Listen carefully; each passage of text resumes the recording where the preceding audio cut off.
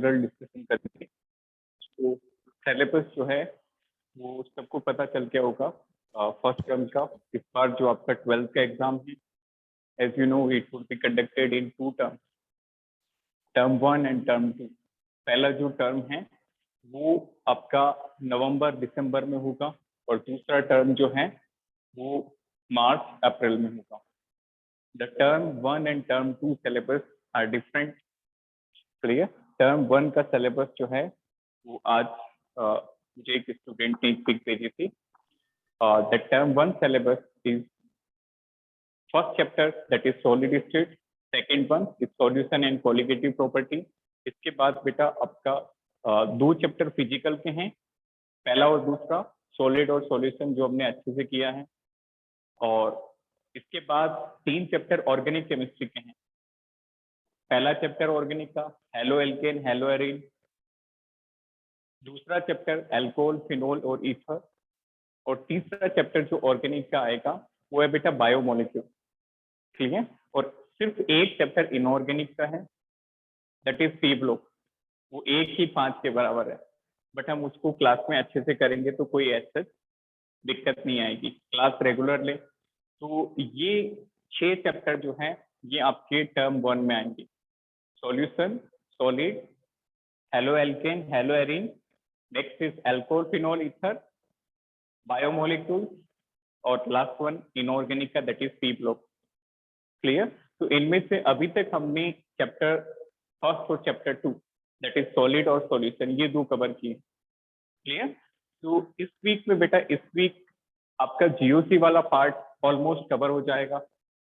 As this part is very important, that's why we are dealing this part in detail. Clear? एक एक part को हम detail में discuss कर रहे हैं, क्योंकि 12th के जो चैप्टर होंगे उनमें बार बार ये पार्ट वाला, ये जो पार्ट है जीओसी का, ये बार बार वहां पे आपको डिस्टर्ब करेगा। दैट्स वाई इसको यहीं पे अच्छे से क्लियर करें, और आगे आपका जो ऑर्गेनिक वाला पार्ट है वो काफी स्मूथली चलेगा।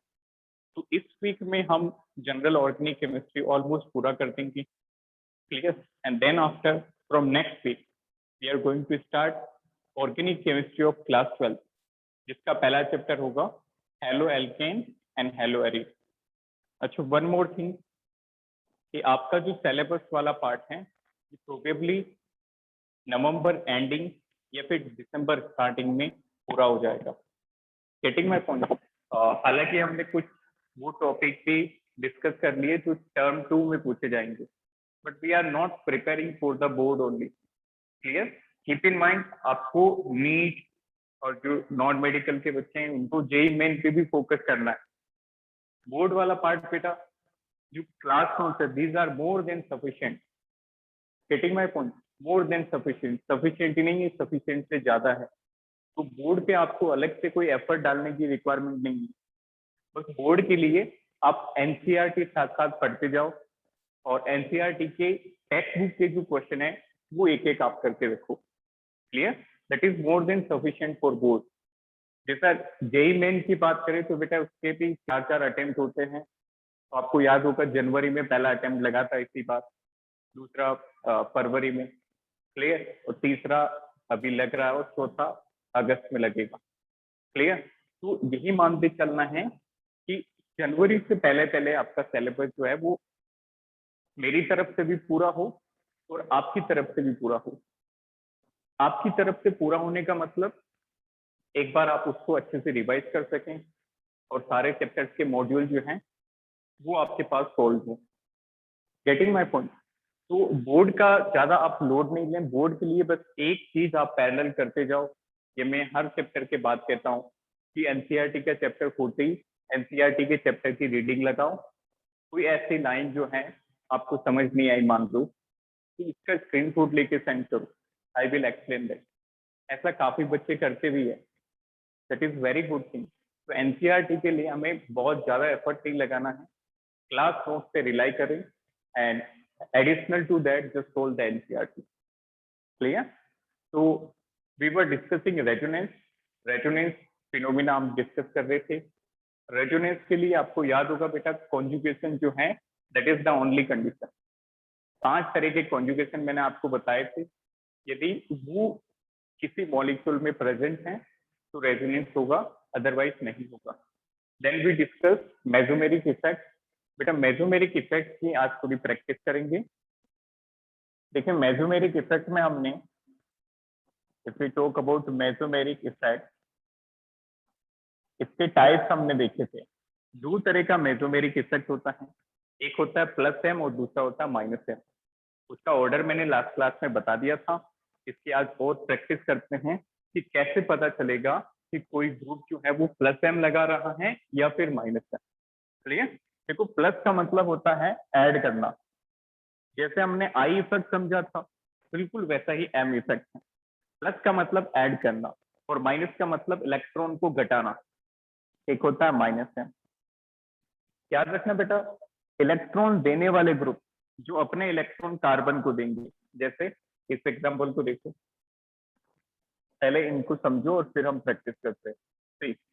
दिस मॉलिक्यूल, जैसे ये कोई जी ग्रुप है, ये जी ग्रुप अपना लॉन पेयर इस कार्बन चेन में डोनेट कर देता है, मतलब कार्बन चेन की डेंसिटी को बढ़ा रहा है, तो हम कहेंगे कि ये जो जी ग्रुप है इसका प्लस एम इफेक्ट है, इसका प्लस एम इफेक्ट है।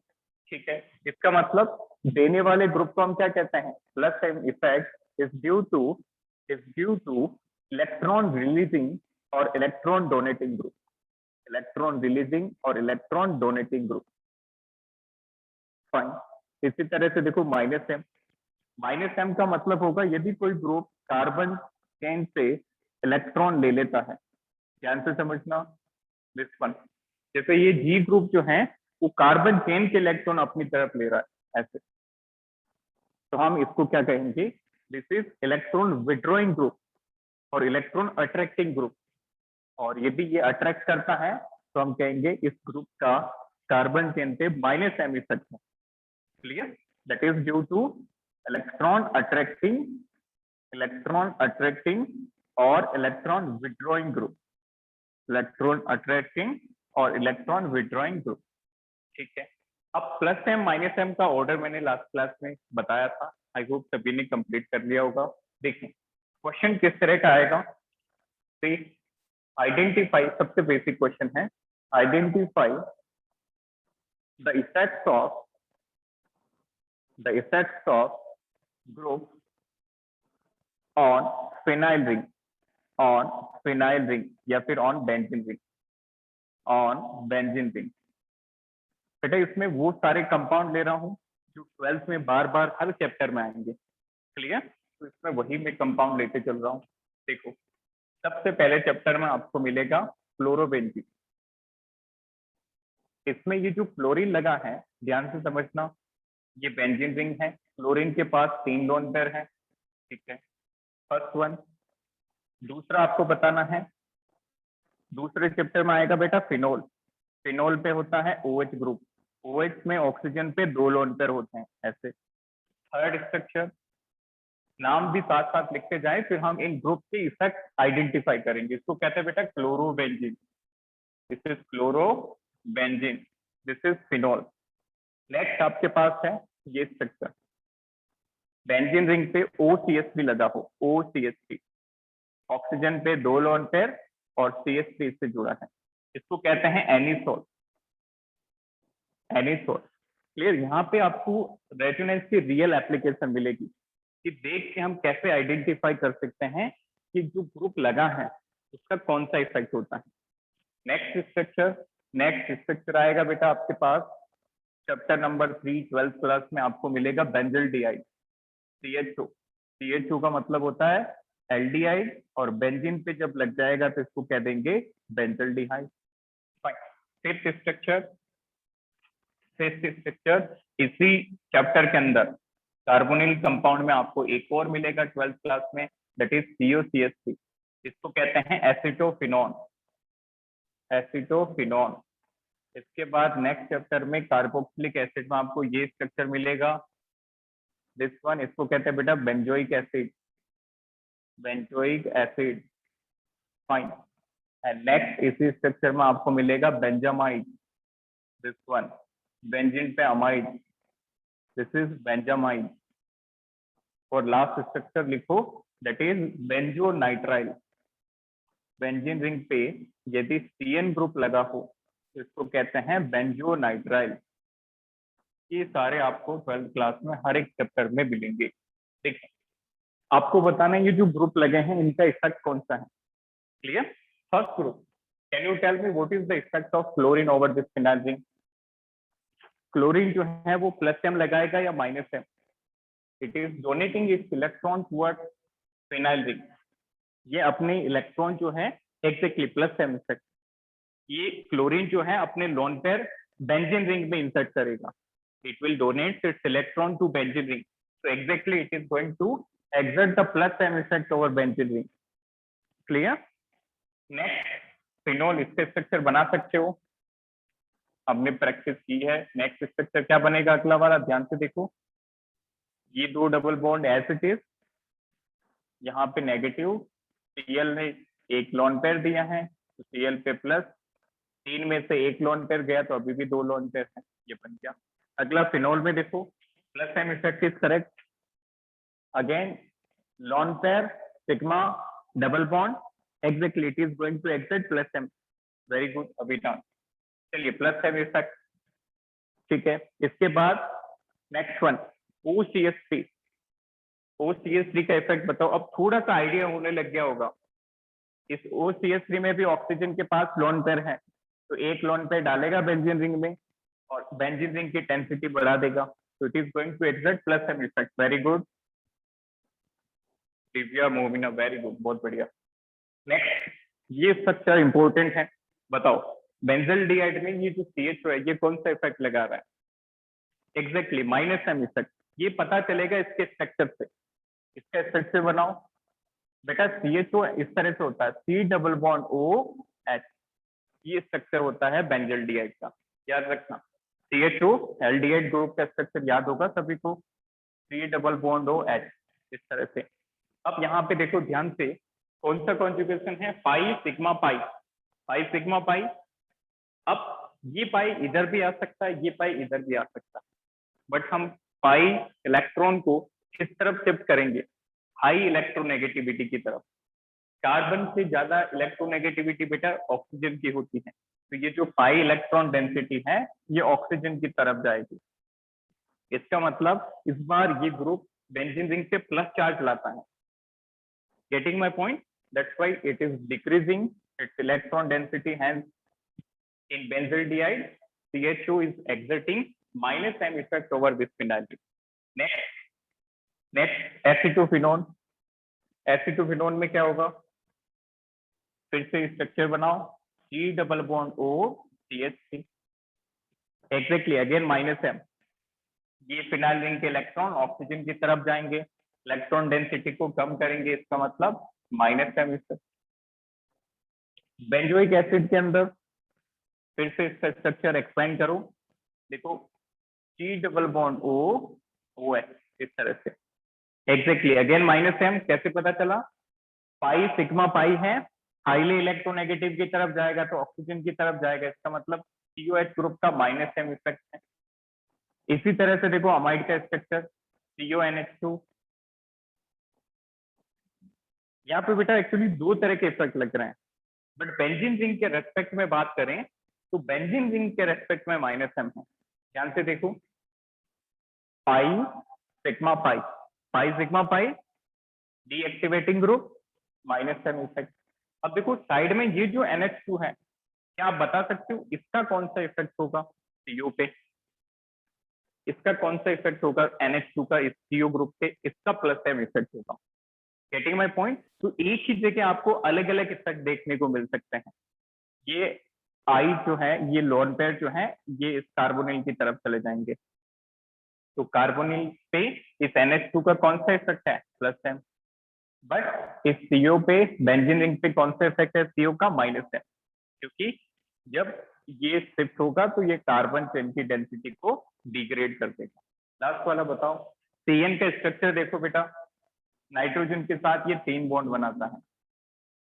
अब स्ट्रक्चर को देख के बताओ कि ये जो CN ग्रुप है ये डेंसिटी को डिक्रीज करेगा या फिर increase? It is going to decrease. Clear? Again pi sigma pi, no, minus M effect not plus M. ध्यान से देखो, पाई सिग्मा पाई बेटा ये इलेक्ट्रॉन नहीं देगा, एक्चुअली नाइट्रोजन की तरफ इलेक्ट्रॉन जाएंगे आउट ऑफ कार्बन। देखो यहाँ से भेजोगे तो नाइट्रोजन पे नेगेटिव आएगा, और यहाँ से नीचे लाएंगे तो कार्बन पे नेगेटिव आएगा। तो इलेक्ट्रॉन को किसकी तरफ भेजते हैं, जिसकी इलेक्ट्रोनेगेटिविटी ज्यादा होती है। नाइट्रोजन की याद रखना, नाइट्रोजन की इलेक्ट्रोनेगेटिविटी 3 होती है और कार्बन की 2.5। तो कार्बन से चलेंगे नाइट्रोजन की तरफ इस तरह से, लाइक दैट, और इस पे यहाँ। तो जब कार्बन के इलेक्ट्रॉन जाएंगे तो इस पे पॉजिटिव आ जाएगा, यहाँ पे डबल बॉन्ड बनेगा। चलो मैं बताता हूँ अगला स्ट्रक्चर। सी नेक्स्ट स्ट्रक्चर कैसा बनेगा, ध्यान से, ये दोनों double bond as it is. इसके बाद यहाँ से इलेक्ट्रॉन गए तो इस पे प्लस, देन इस पे एक बॉन्ड पहले से था, एक नया बन गया, तो डबल बॉन्ड। और नाइट्रोजन का ट्रिपल था, नाइट्रोजन की तरफ शिफ्ट किया तो डबल हो गया, लाइक दैट। तो इसका मतलब इस ग्रुप ने बेंजीन रिंग की इलेक्ट्रॉन डेंसिटी डिक्रीज कर दी। That means this group is said to have minus m effect, minus m effect। Take a screenshot.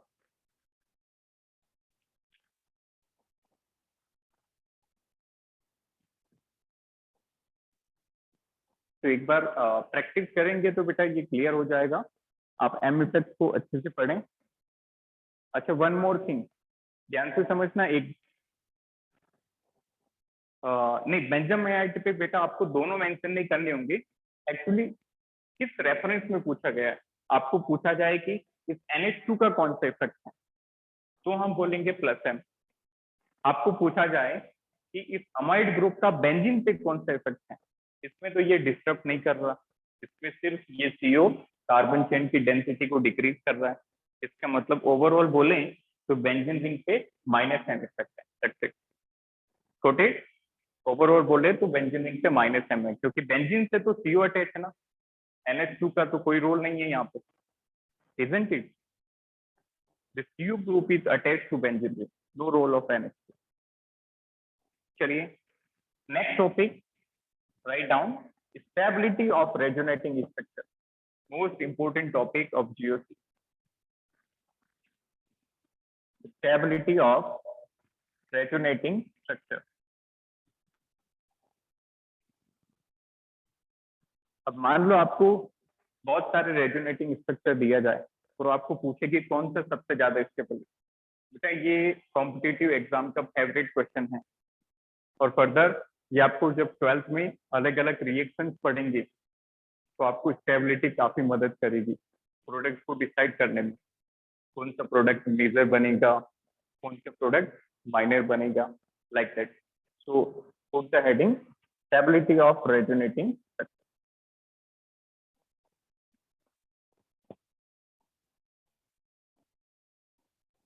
बेटा ये GOC के बाद एक्चुअली होता क्या है कि आपका जो पेन है वो ऑटोमेटिकली चलने लगता है। Getting my point, that's why GOC is very important from organic point of view. Clear? चलिए, तो सबसे पहले हम रूल्स देखेंगे। रूल नंबर 1, सबसे पहले हम क्या देखेंगे, रूल, कि किन रूल से हम स्टेबिलिटी को कंपेयर करेंगे। फर्स्ट रूल याद रखना बेटा, जितने भी स्ट्रक्चर हो उनमें वो स्ट्रक्चर देखो जिसका ऑक्टेट कंप्लीट। क्लियर?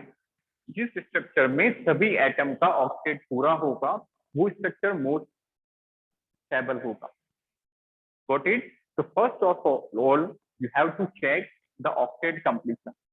सबसे पहला रूल क्या कहता है, the structure in which all atoms following octet rule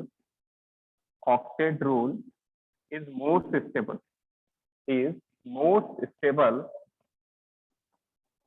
among all। बेटा स्टेबिलिटी जब आप कंपेयर करोगे तो आपको इसी सीक्वेंस को फॉलो करना है, एक एक जो रूल है आपको टिप से याद होनी चाहिए। सबसे पहले आप चेक करोगे ऑक्टेट पूरा है या नहीं। जैसे फॉर एग्जांपल, सभी रूल को हम एग्जांपल के थ्रू समझेंगे। देखें, सी दिस स्ट्रक्चर, एक स्ट्रक्चर है बेटा ये, ऑक्सीजन पे लोन पेयर है और इस कार्बन पे प्लस है, ठीक है। इसका रेजोनेटिंग स्ट्रक्चर बनाया हमने।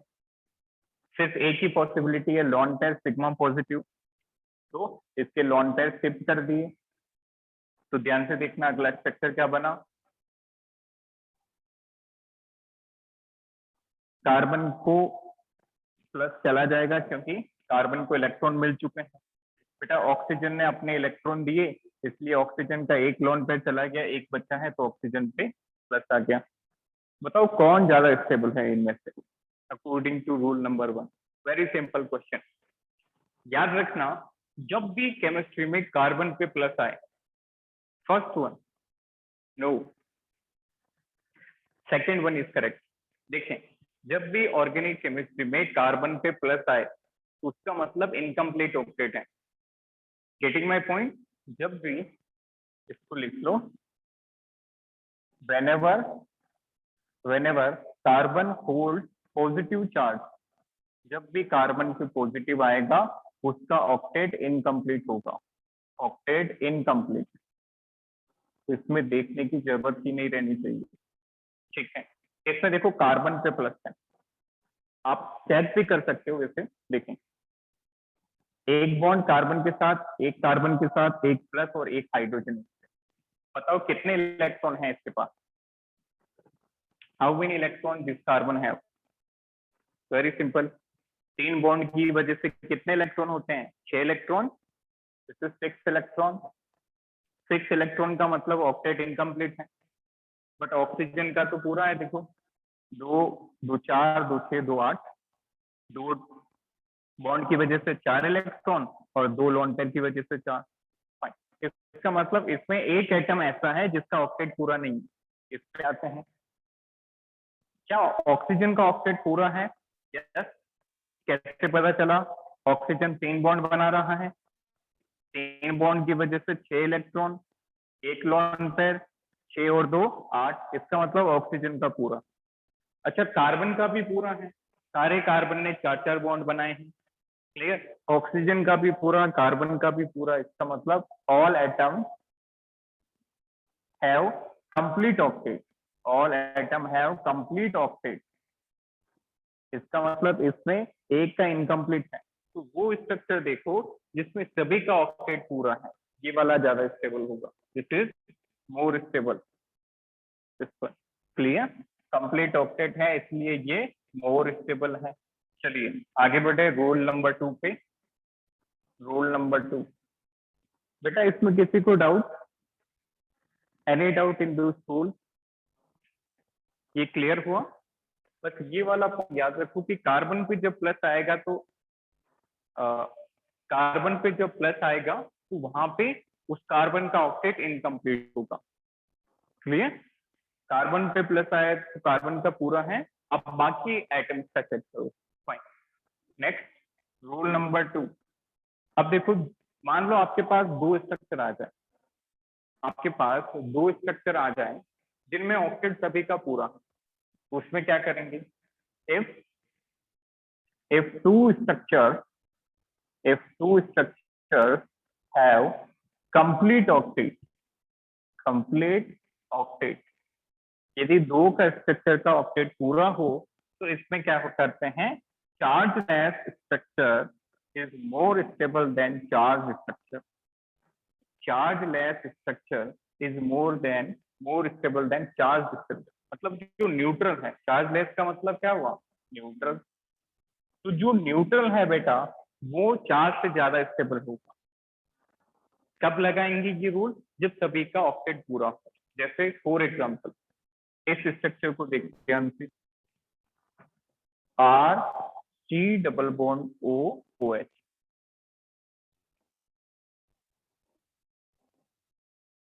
ये मैंने एसिड का स्ट्रक्चर बनाया, ठीक है। फिर हमने क्या किया? फिर हमने इस ऑक्सीजन के डबल बॉन्ड शिफ्ट करवाए, कार्बन के जैसे ही 5 बनने लगे तो ये बॉन्ड ऑक्सीजन की तरफ शिफ्ट हो गया। इसका रेजोनेटिंग स्ट्रक्चर कैसा होगा? आर सी ओ नेगेटिव, इसके पास 2 पेयर पहले से थे, एक और आ गया तो अब इसके पास 3 पेयर हैं, लाइक दैट। ठीक है, इस ऑक्सीजन ने अपने इलेक्ट्रॉन दिए तो यहाँ पे डबल बॉन्ड बन गया, दिए इसलिए इस पे प्लस आ गया। Fine. अब देखो सबका ऑक्टेट पूरा है, इसके पास भी 8 इलेक्ट्रॉन है, 3 बॉन्ड की वजह से 6 और एक लोन पेयर, 6 और 2 8। कार्बन कार्बन बना रहा है, कार्बन का ऑक्टेट पूरा है, इसके पास 3 पेयर के 6 इलेक्ट्रॉन और एक सिंगल बॉन्ड के 2 इलेक्ट्रॉन, इसका भी ऑक्टेट पूरा। मीन्स इसमें तो न्यूट्रल है, सबके पूरे हैं, इसमें भी ऑक्टेट पूरा है। तो बताओ कौन ज्यादा स्टेबल होगा? तो जब दो स्ट्रक्चर ऑक्टेट रूल को फॉलो करते हैं तो चार्ज लेस स्ट्रक्चर चार्ज से ज्यादा स्टेबल होगा। Clear? This is going to more stable than this. Clear? This is neutral, along neutral it also follows octet rule, hence it is more stable, hence it is more stable। ठीक है, rule number 3 क्या कहता है? Rule number 3, अब देखो मान लो ऐसी condition आए कि दो स्ट्रक्चर में चार्ज हो, गेटिंग माय पॉइंट, दो स्ट्रक्चर में चार्ज हो, ऑक्टेट पूरा है, तो कैसे चेक करेंगे? याद रखना बेटा, जब charge holding atom, charge structure की stability, if we are having charge structure, इसमें कैसे चेक करते हैं? इसमें कैसे चेक करते हैं? ध्यान से समझना, यदि charge holding atom different period का है, ध्यान से समझें, नेगेटिव चार्ज हम कंसीडर कर रहे हैं, we are considering negative charge. Case number 1, charge holding structure जिसपे चार्ज जो है, charge holding atom belonging to different period, belonging to different period, very important. यदि चार्ज होल्डिंग एटम जो है वो डिफरेंट पीरियड से बिलोंग करते हैं, मान लो एक तो ऑक्सीजन पे नेगेटिव है और एक नाइट्रोजन पे नेगेटिव है, बताओ क्या ऑक्सीजन नाइट्रोजन डिफरेंट पीरियड के एलिमेंट है? नो, ऑक्सीजन नाइट्रोजन तो एक पीरियड के हो गए। If we talk about oxygen and sulphur, ये डिफरेंट पीरियड के हैं। क्लियर? तो ये उनके लिए एप्लीकेबल है। If charge holding atom belonging to different period, then bigger size atom पे नेगेटिव चार्ज ज्यादा स्टेबल होगा। Then negative charge on bigger atom, bigger atom is stable, is stable. एक एग्जांपल से करेंगे तो और ज्यादा क्लियर हो जाएगा। Got it? यदि negative charge holding atom different period से बिलोंग करते हो तो नेगेटिव चार्ज किस पे स्टेबल होगा? बिगर एटम पे। फाइन। दूसरा रूल क्या कहता है? If charge holding atom, charge holding atom belonging to same period, belonging to same period, मतलब यदि जिन पे नेगेटिव चार्ज आ रहा है वो सेम पीरियड से बिलोंग करते हैं तो उस केस में negative charge is more stable on high electronegativity atom. इस केस में क्या होगा? Negative charge is more stable on high electronegativity atom. इसको नोट करो, फिर एग्जांपल से देखते हैं। ठीक है, स्क्रीन को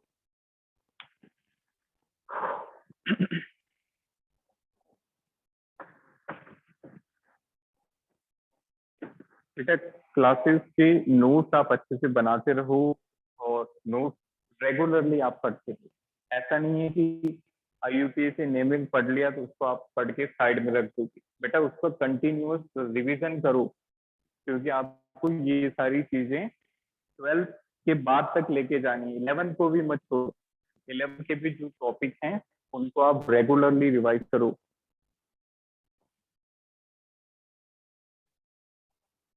क्योंकि अल्टीमेटली नीट जेई में तो दोनों ही आने, 11th भी आएगा 12th भी आएगा। हाँ, और लेकिन चीज ये है कि मैं साथ साथ 11th का भी बेटा लेते चल रहा हूँ, क्योंकि 11th वाला बेसिक है और आप बाकी के चैप्टर रिवाइज करो और उनके क्वेश्चन लगाते जाओ।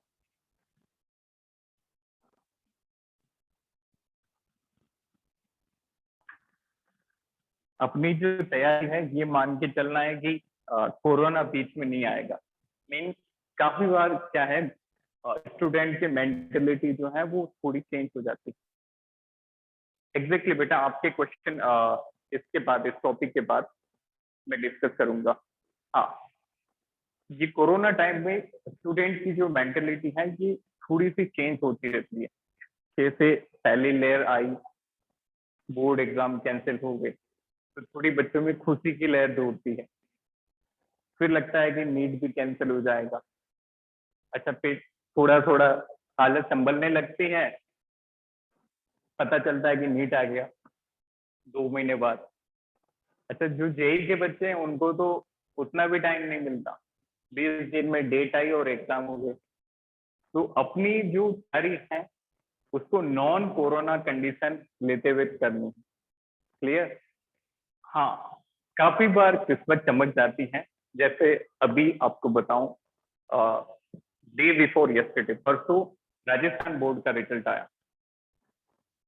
एक जमाना था in my time we can say, या फिर मेरे से थोड़ा और पहले, बच्चों के 80% नहीं बनते थे राजस्थान बोर्ड में। That was one of the toughest, not toughest, Bihar board जो है that is the toughest board.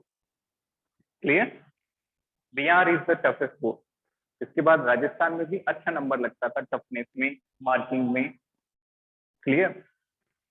But अभी जो रिजल्ट आया कोरोना वाला,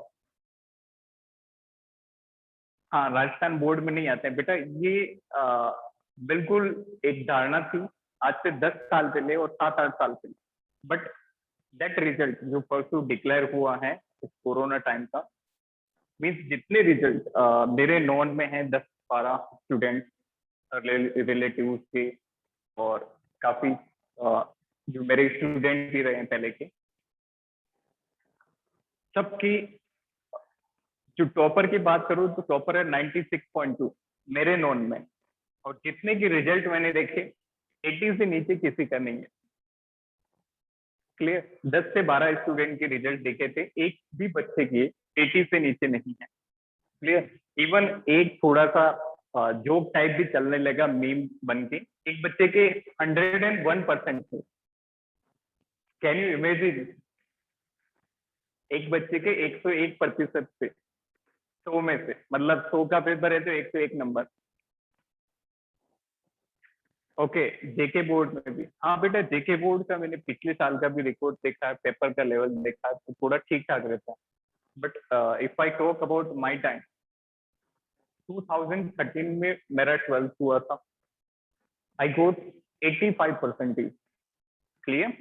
85% in 12th class, and I was the topper of school, not even class. Means science, math, science bio और science, commerce, math, इन सभी branches के अंदर 85 सबसे ज्यादा था। क्लियर? आर्ट्स सब्जेक्ट नहीं था उस स्कूल में। 85 was the, even I secured rank in district, जिले में भी मेरा ठीक ठाक रैंक था। But this is the thing which is making difference. Clear? ये जो बैच है that is lacking in something that I can't express before you. But still आप जो तैयारी है वही मैं फिर से रिपीट करता हूँ कि आप अपनी प्रिपरेशन को कंपटीशन मानते हुए करें। Clear? Place yourself among those 15 और 16 लाख एस्पिरेंट। क्लियर? अपने को वहां पे रख के देखो, सिर्फ बोर्ड पे ज्यादा फोकस मत करना। हाँ, बोर्ड में अच्छे परसेंट लाने हैं, ये तो बोर्ड वाले खुद मदद कर रहे हैं हमें। तो बोर्ड के लिए आप क्लास नोट अच्छे से पढ़ो, एनसीईआरटी करो, और हमारा जो मेन कंसर्न है वो बेटा कंपटीशन पे रहना चाहिए। कंपटीशन में देखा जाए तो जेई के पेपर में ऐसा नहीं है कि आपको 12वीं लेवल के क्वेश्चन पूछे गए। जेई में जो जेई का लेवल होता है वो मेंटेन है अभी भी, और नीट में जो नीट का 10th का लेवल है वो भी मेंटेन। Getting my point? तो आपको उसको ध्यान में रखते हुए तैयारी करनी। हाँ, ये चीज है कि थोड़ा सा पैटर्न बदलता जा रहा है। हर बार नीट में 180 क्वेश्चन आते हैं, इस बार जो न्यू पैटर्न है उसमें 200 क्वेश्चन होंगे and 20 question would be optional. मतलब जैसे केमिस्ट्री में हर साल 45 क्वेश्चन आते थे, 45 क्वेश्चन आते थे, इस बार क्या है 35 तो कंपल्सरी है और 20 में से आपको 15 काट के करने दो, अभी भी 45 है, बट 35 तो कंपल्सरी और 20 में से कोई भी 15 कर लेने। Getting my point? तो बेटा जो नीट के क्वेश्चन का लेवल, मेंस का लेवल वो डिग्रेड नहीं हो रहा, तो आप अपनी प्रिपरेशन में बिल्कुल भी ढील नहीं रखें। Getting my point? तो नोट्स को अच्छे से बनाते जाएं और आपका जो अल्टीमेट गोल है सिलेबस का, सीट का, हर एक गोल जो है आपका जेई और नीट ओरिएंटेड होना चाहिए। नेक्स्ट रूल, चलिए इसका एग्जांपल देखते हैं। थर्ड रूल क्या था? थर्ड रूल ये था कि जैसे हमारे पास ये मॉलिक्यूल है डिफाइन, इसका रेजोनेटिंग स्ट्रक्चर बनाओ नेगेटिव सिग्मा 5, मतलब कॉन्जुगेशन है, एक ब्रेक है कॉन्जुगेशन है, इसको शिफ्ट करवाया तो ये अगला स्ट्रक्चर बना CH3 CO negative and this is S। बेटा रूल पढ़ के बताओ कौन सा ज्यादा स्टेबल होगा आउट ऑफ दिस? चार फोल्डिंग एटम सेम पीरियड से बिलोंग करते हैं या डिफरेंट पीरियड से? डिफरेंट पीरियड से। देखो इसमें चार्ज सल्फर पे है, इसमें चार्ज ऑक्सीजन पे है, और ऑक्सीजन और सल्फर बेटा हमें पता है these are belonging to different period, क्योंकि ऑक्सीजन सेकेंड पीरियड का है और सल्फर थर्ड पीरियड का। क्लियर? तो डिफरेंट पीरियड क्या होते हैं, जब कैसे चेक करते हैं? बिगर साइज एटम पे नेगेटिव चार्ज ज्यादा स्टेबल होता है। इन दोनों में से बड़ा कौन? इन दोनों में से बड़ा है बेटा सल्फर। बिगर कौन है? सल्फर। तो सल्फर पे नेगेटिव ज्यादा स्टेबल होगा, that means first structure is more stable then second one. Got it? First is more stable. अच्छा एक और एग्जांपल, इसको देखो, this one N negative, this is double bond O, ये एक स्ट्रक्चर है, ठीक है। एक और स्ट्रक्चर मैंने बनाया रेजोनेटिंग, कॉन्जुगेशन क्लियर हो गया होगा। डबल सिंगल लॉन पे कॉन्जुगेशन है, इसको शिफ्ट किया, ऑक्सीजन को इलेक्ट्रॉन दिए, अगला स्ट्रक्चर बना, नाइट्रोजन पे बेटा डबल बॉन्ड और ऑक्सीजन पे आ गया नेगेटिव, ठीक है। अब बताओ कौन ज्यादा स्टेबल? इस बार नेगेटिव चार्ज किन किन पे चेक करो। नेगेटिव एक बार बेटा नाइट्रोजन पे है और दूसरी बार ऑक्सीजन पे है। अच्छा ये तो सभी को पता है नाइट्रोजन ऑक्सीजन सेकंड पीरियड के एलिमेंट है, these are belonging to second period, मतलब इस बार पीरियड सेम है।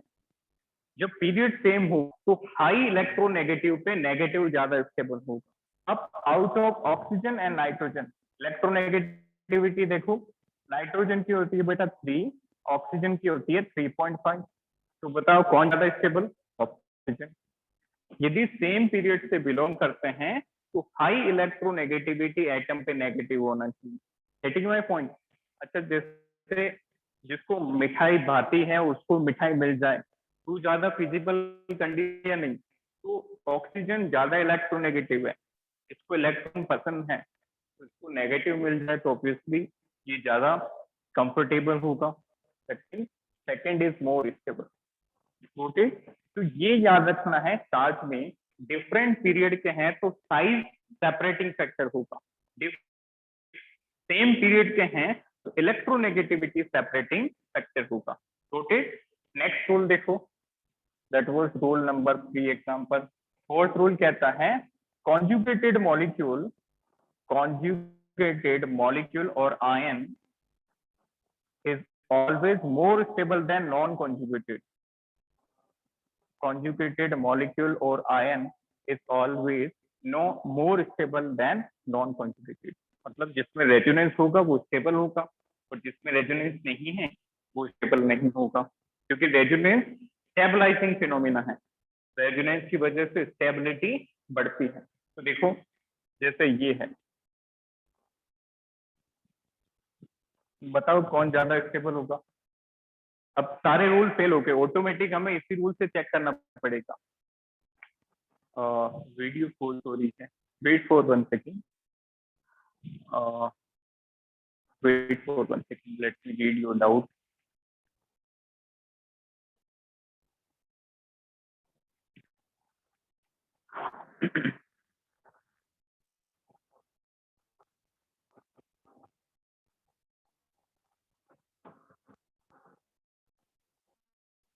Okay, what about positive charge, wait for 1 second, अभी आपको बताते हैं। हाँ बेटा, पॉजिटिव चार्ज के केस में भी वही रहेगा, सेम पॉजिटिव चार्ज के केस में भी वही रहेगा। यदि डिफरेंट पीरियड के हैं तो बड़े साइज पे पॉजिटिव ज्यादा स्टेबल होगा, बट सेम पीरियड के हुए तो लेस इलेक्ट्रोनेगेटिव पे पॉजिटिव आना चाहिए। Getting my point, different period के हुए तो फिर साइज से देखेंगे, बड़ी साइज पे पॉजिटिव ज्यादा स्टेबल, सेम पीरियड के हुए तो लेस इलेक्ट्रोनेगेटिव पे पॉजिटिव होना चाहिए। क्लियर, ये थोड़ा सा कॉमन सेंस से हम रिलेट कर सकते हैं कि जो इलेक्ट्रोनेगेटिव है उस पर नेगेटिव ज्यादा होगा और जो लेस इलेक्ट्रोनेगेटिव उस पर पॉजिटिव। फाइन, हाँ इसका आंसर फर्स्ट है, वेरी गुड। देखो इसमें कॉन्जुगेशन है, दैट इज कॉन्जुगेटेड मॉलिक्यूल, तो ये ज्यादा स्टेबल होगा इससे। ये नॉन कॉन्जुगेटेड है, ये नॉन कॉन्जुगेटेड है, that's why this is more stable, more stable. अच्छा मान लो दो मॉलिक्यूल्स में कॉन्जुगेशन है, तो हम कैसे पता करेंगे? जितने ज्यादा कॉन्जुगेशन होंगे उतनी ज्यादा स्टेबिलिटी होगी। More the number of conjugation, more will be stability. Next rule, if in two conjugated molecule, यदि दो कॉन्जुगेटेड मॉलिक्यूल हैं तो हम कैसे रिलेट करेंगे? मोर the number of conjugation, more will be stability. Stability is directly proportional to number of conjugation. Stability is directly proportional to number of conjugation. Clear? जैसे for example इस example को consider करो। Let's suppose आपके पास structure है बेटा this one CH2 plus and this one, molecule देख के बनाए दिस वन। बताओ इन दोनों में से let this be A molecule and let this be B ion, which ion is more stable? Which ion out of these two is more stable? Exactly B1, क्योंकि इसमें number of conjugation ज्यादा हैं। Getting my point, क्योंकि यहाँ पे देखोगे तो बेटा सिर्फ 3 पाई बॉन्ड कॉन्जुगेशन में, this one and this one, so there are 3 pi bond in conjugation with this carbocation, but नीचे वाले में देखो 6 pi bond जो हैं वो conjugation में है। 6 pi bonds are in conjugation with this carbocation and B is more stable as it is having more conjugation, so B is more stable than A. Note it down,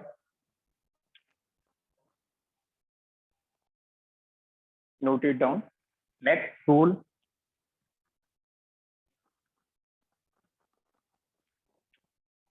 तो conjugated non conjugated से ज्यादा stable होंगे और जितने ज्यादा conjugation होंगे उतनी ज्यादा स्टेबिलिटी होगी। नेक्स्ट रूल देखो, टेक ए स्क्रीनशॉट। चलिए next rule,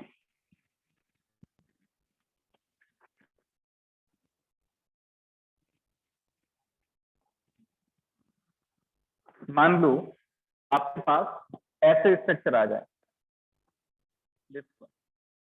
3 pi bond conjugation में है, यहाँ भी 3 pi bond conjugation, let it be A, let it be B. Can you tell me which is more stable? दोनों केसेस में 3 pi bond conjugation में है, यहाँ भी pi sigma pi, pi sigma pi, A is more stable. Okay.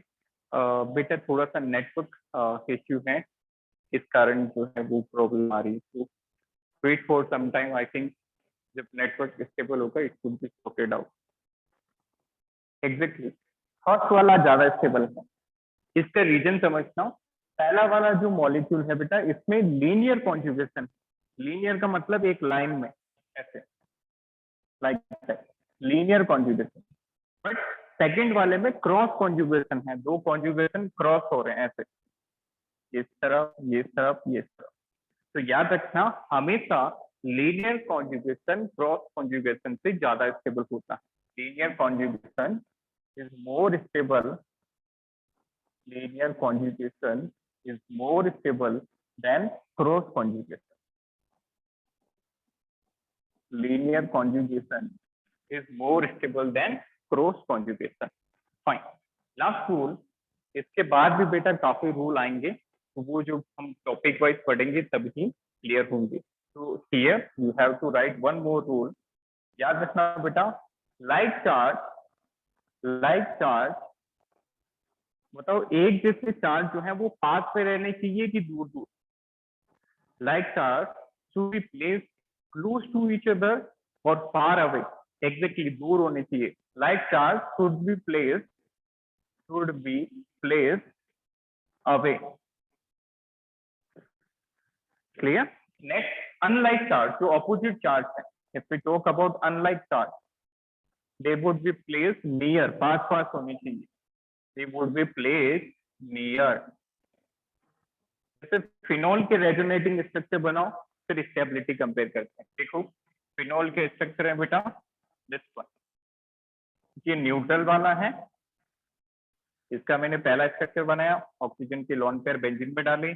अगला structure क्या बनेगा, यहाँ पे नेगेटिव, ये पाई बॉन्ड अपनी जगह, ऑक्सीजन ने एक बॉन्ड बनाया है जिसपे प्लस, एक लोन पेयर बच गया दिस वन। ठीक है, आगे बढ़ो। अगला स्ट्रक्चर, ये नेगेटिव इधर से, इस कार्बन को नेगेटिव, तो अगला स्ट्रक्चर बना ये वाला, ऑक्सीजन पे double as it is, lone pair, इसको बोल दिया ए, इसको बोल दिया बी, दिस इज सी। बताओ stability, which is more stable?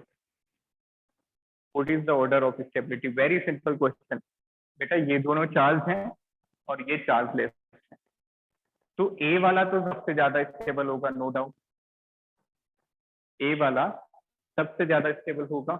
Then second और थर्ड में से बताओ, सेकंड थर्ड में बताओ।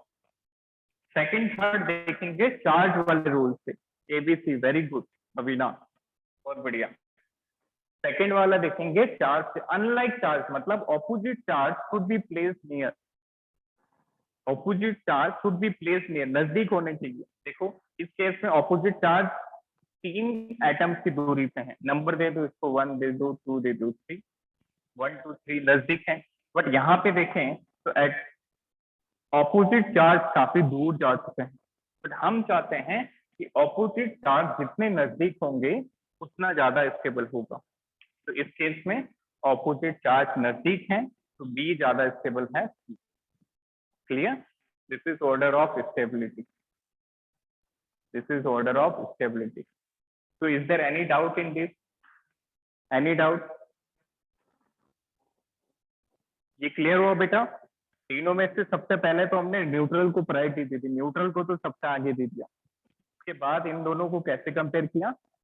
ऑपोजिट चार्ज नजदीक होने चाहिए, यदि यहाँ पे सेम चार्ज होते नेगेटिव नेगेटिव तो वो दूर होते तो ज्यादा स्टेबल होते, बट ऑपोजिट चार्ज पास पास होने चाहिए।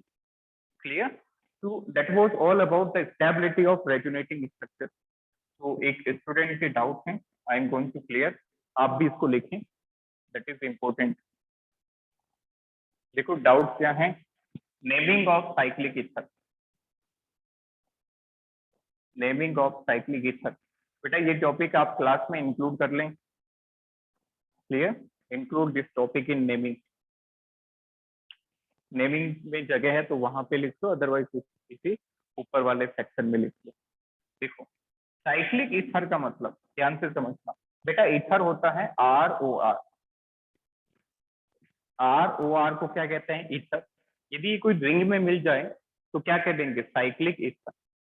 फाइन, जब साइक्लिक ईथर, जैसे ये देखो R C C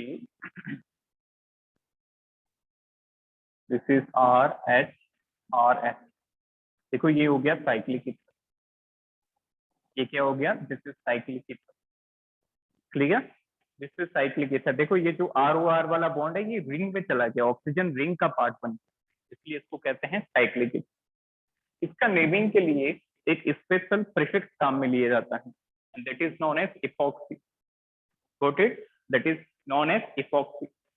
The special prefix is used in case of cyclic ether, which is known as epoxy. अब देखो कैसे नेमिंग की जाती है, जैसे फॉर एग्जांपल आपके पास ये इथर है बेटा, CH2O CH CH3, फाइन। अब कार्बन चेन ले लो, मेन 3 कार्बन के चेन है, ठीक है, 3 कार्बन चेन। बेटा यहां से चलोगे तो इपॉक्सी को 2 3 मिलेगा, देखो 1 2 3, और यहां से चलेंगे तो इपॉक्सी को 1 2 मिलेगा। तो 1 2 वाला फायदे का सौदा है, तो 1 2 दे देंगे। इसका नाम कैसे लिखेंगे, 1 2 पे इपॉक्सी, 1 2 इपॉक्सी, 3 कार्बन है तो propane, this is the name. 1 2 पे इपॉक्सी, this one 1 2 पे epoxy, and this is 3 carbon chain, that's why this is propane, got it। अच्छा एक और एग्जांपल देखो, this one, इसका आप खुद से बता सकते हैं आसानी से, इसका नेम क्या होगा, what would be the name of this molecule। 4 carbon की चेन है, 1 2 3 4, कहीं से भी नंबरिंग करो exactly, 2 3 epoxy butane, very good, बिल्कुल यही था, 1 2 3 4, 4 कार्बन की chain, 2 3 epoxy butane, very good, सबके आंसर सही है। इपॉक्सी दीजिए बेटा, ये इपॉक्सी है, इसका लिख देखो सही से, EPOXY इपॉक्सी, तो इट इज 2 3 पे इपॉक्सी, 2 3 इपॉक्सी, 4 कार्बन की चेन है इसलिए ब्यूटेन, क्लियर। तो याद रखना हमेशा, ज्यादा इंपॉर्टेंट नहीं है, कभी कभार क्वेश्चन पूछ दिया जाता है। तो जब भी साइक्लिक ईथर की नेमिंग करोगे तो एक स्पेशल प्रीफिक्स आएगा जिसका नाम होता है इपॉक्सी। इपॉक्सी का नंबरिंग कैसे करते हैं, ऑक्सीजन किन किन नंबर कार्बन से जुड़ा है वो इपॉक्सी के नंबर होते हैं।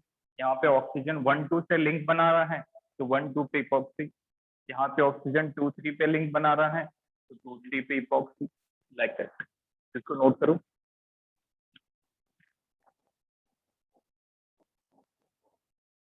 Note it down. एक और एग्जांपल देखो और क्लियर हो जाएगा।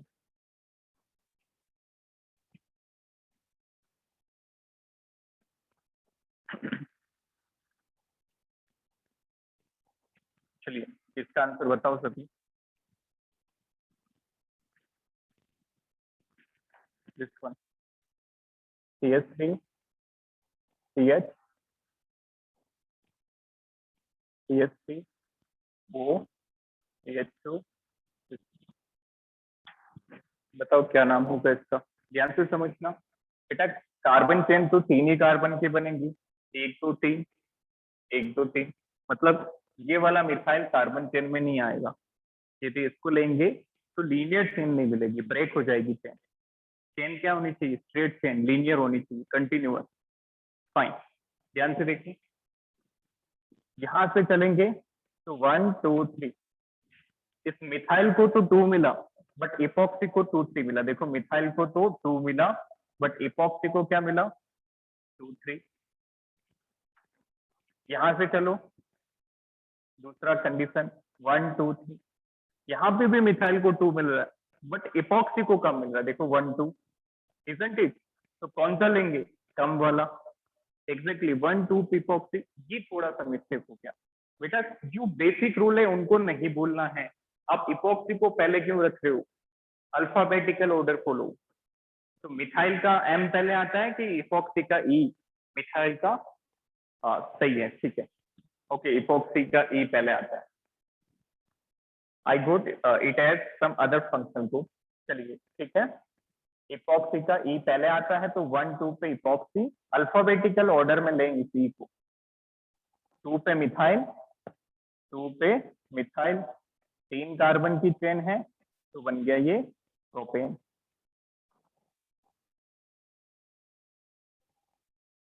1 2 पे इपॉक्सी, देन 2 मिथाइल प्रोपेन। अच्छा ये होमवर्क है आपके लिए, इनको आप ट्राई करना। Next CH3 C CH3 C CH3 CH3 O1 number 2 देखो दिस वन,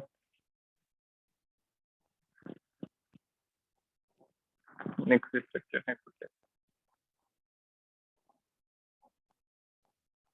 ये दोनों करना, you will be comfortable in epoxy. ठीक, स्क्रीन शॉट। बेटा कल के लेक्चर में हम स्टार्ट करेंगे हाइपर कॉन्जुगेशन क्या होता है।